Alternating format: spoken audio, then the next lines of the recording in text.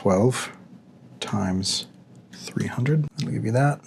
And then you go 16 times 300, and that'll give you that. And so that's going to give that. I like to do this as well, where I just go twice that. If you decide later, you're like, but I really want it on a poster or whatever else, right? Okay. All right, so let's grab our sketch. Then we can lock that down so that we don't actually color over it. I also like to kind of like dim it a little bit and put a layer underneath. And that way, as I'm inking it, the drawing doesn't get in the way. Some of this is pretty well done. I think you got a pretty good idea of what's going on. We might need to like reference some stuff for some of it as well. Like I think these trees are maybe a little bit too basic, right? But we've got a good size and shape of where they are. And so the first thing that I would do is I would come in and do a sketch layer over the top of this. And so you can just choose any of these brushes.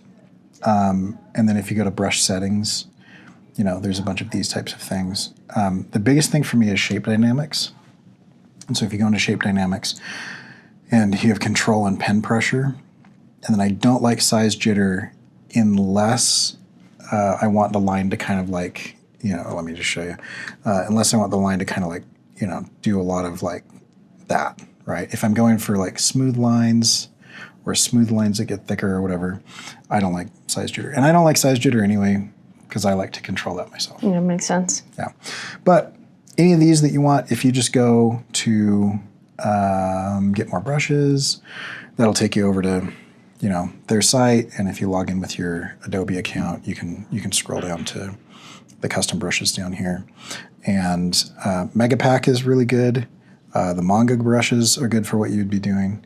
And then if you want any like textural stuff, there's some of those things. But the Megapack and the manga brushes are probably where you want to be.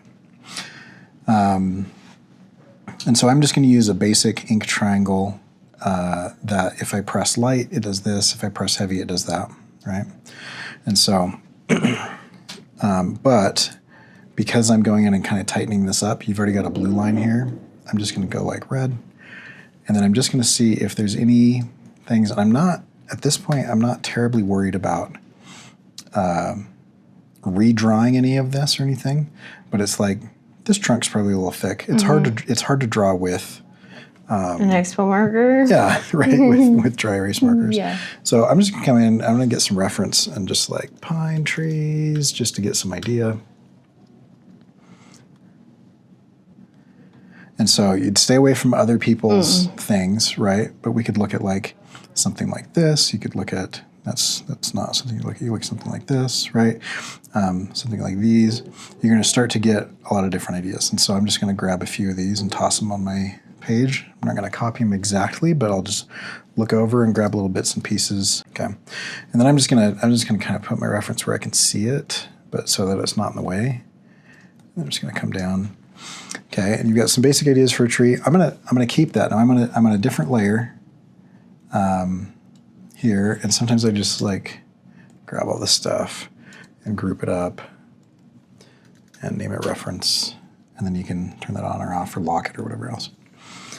And I'm just gonna come in and I'm gonna get kind of like a basic idea of this, and so I kind of like this for the big one, and I'm gonna give myself a little bit of a like this I call ghosting, where I just kind of get a feel for that line before I draw it. And then when I come in, I'm just going to do the same thing.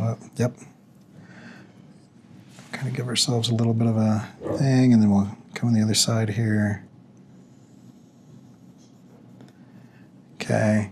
And I don't even like erasing. I'm just going to draw with white to kind of shave off some of this, because this sketch doesn't really matter that much. And so I just hit X to go back and forth. And then we're just going to kind of get in some basic things. And even on this, I might not spend a ton of time. I'm just kind of getting like the basic shapes and kind of where the main branches are or aren't. Okay, now here's where it gets a little bit tricky. So this is where I need to decide how I'm going to do this, okay? And so you've got a number of different brush options And some of these might give you, like if you were to come in, like could you do,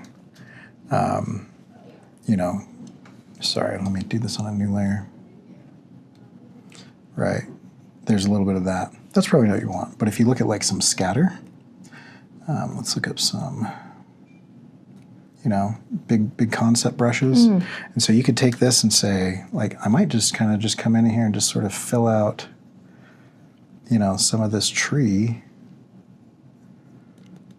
And then I can come in with a different brush and give myself sort of some of this. And then there's like the occasional offshoot that's coming in. Some of that action, and maybe fill some of this out. Okay, so that's like one option is like heavily relying on That like immediately looks way better. yeah, a lot of these brushes are pretty cool, right?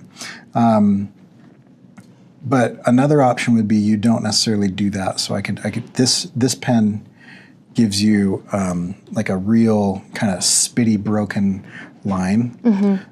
It's called the Brit pen, and so I could come in and already I could just come in and just say I'm just going to start at the top here, and then have it get thicker as it goes down.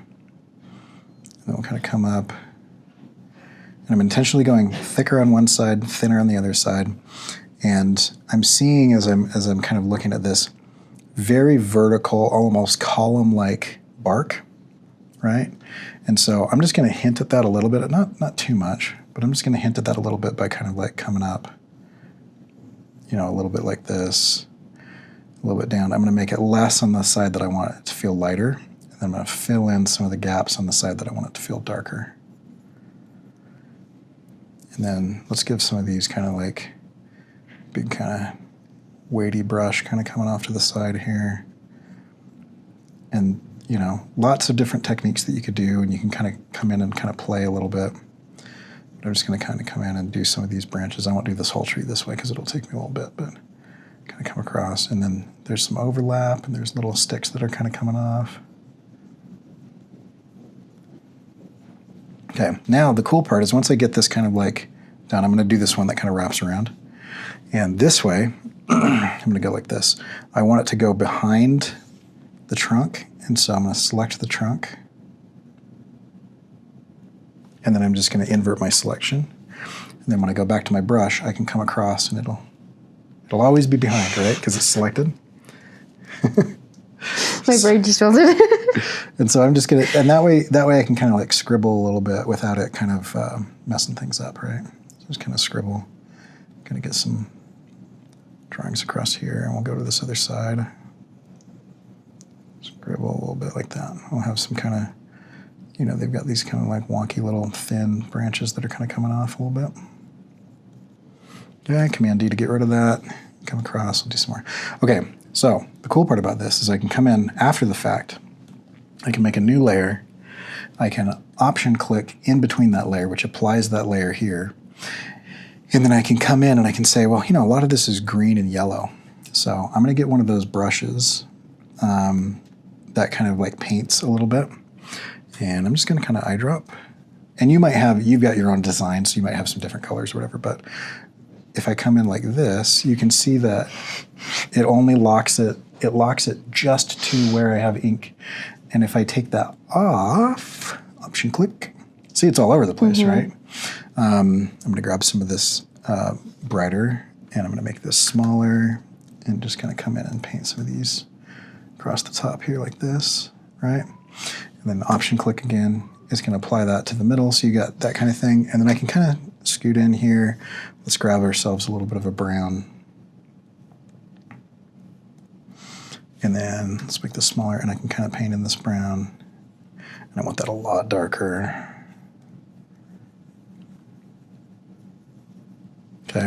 Okay, so now I've got that, and I can come in and continue to kind of like get some of this going here and some of this going there and whatever. Heck? What is going on? Drawing stuff at work. I know, right?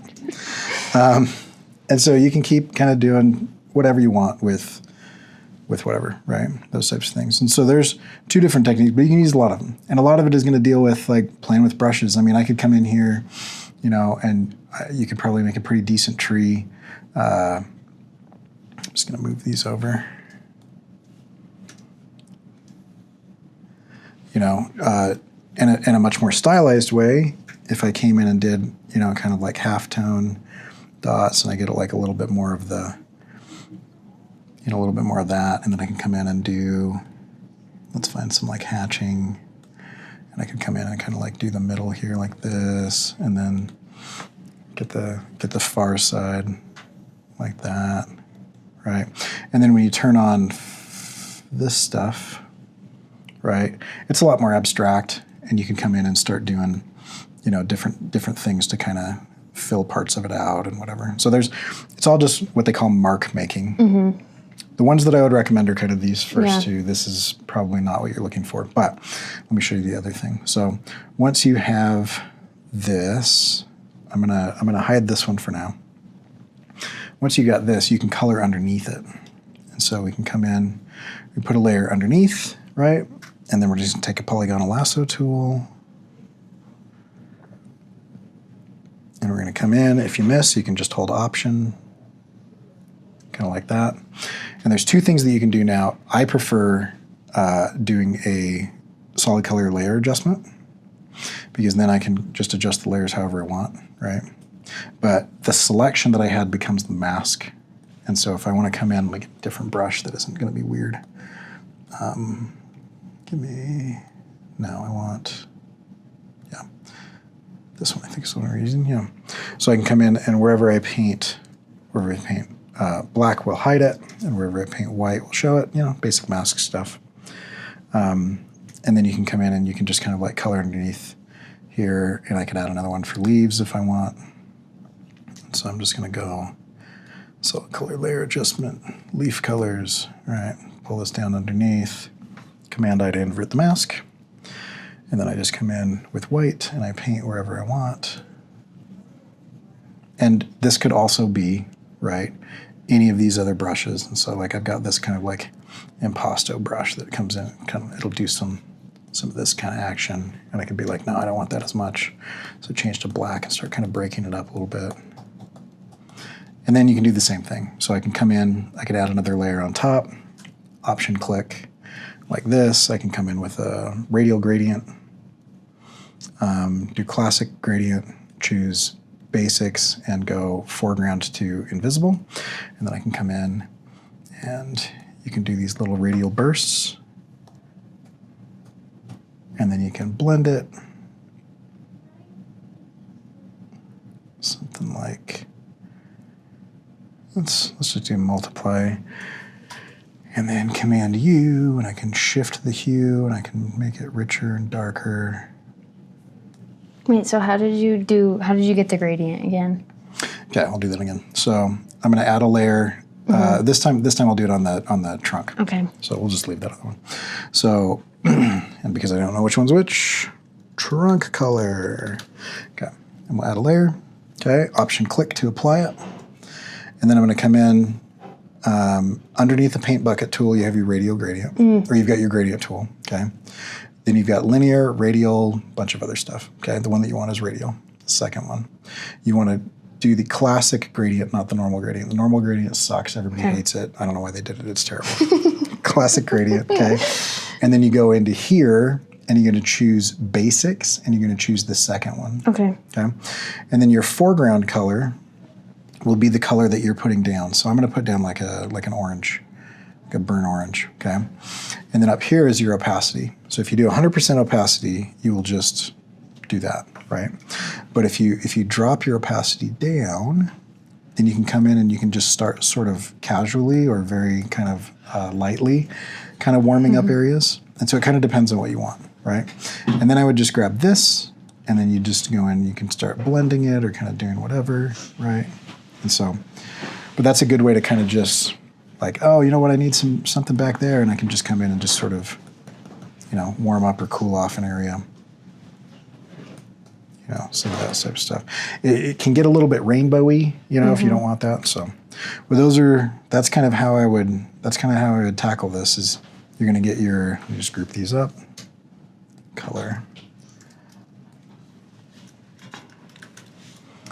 pick these up. Ink. So I'd ink first, right? Or I'd pencil first. And that's going to be like ink. So you've got roughs, which is good. So you get your tighter pencils in there. And then, everybody does this a little bit differently. Come in, play with some brushes, like just literally just, grab a brush, draw, If there's one that you like, what I like to do is I will, if there's one that I like, I will click this plus button and it'll make a copy of that. And then you can drag that into like a change it. favorites folder. Okay. And so I've got a little favorites folder, or when I'm doing different things, I've kind of grabbed those because there's just so many of them, right? And you can buy them from different people and whatever else. And so then once you get your inks done, color underneath it, and you can kind of adjust things. If you're using the color adjustment layers, and you're like, this color's terrible, then you can change it to whatever you want at any point in time, and it just changes. That's cool. Okay, that's good to know. Sweet. Cool. All right. Where's my thing? There it is.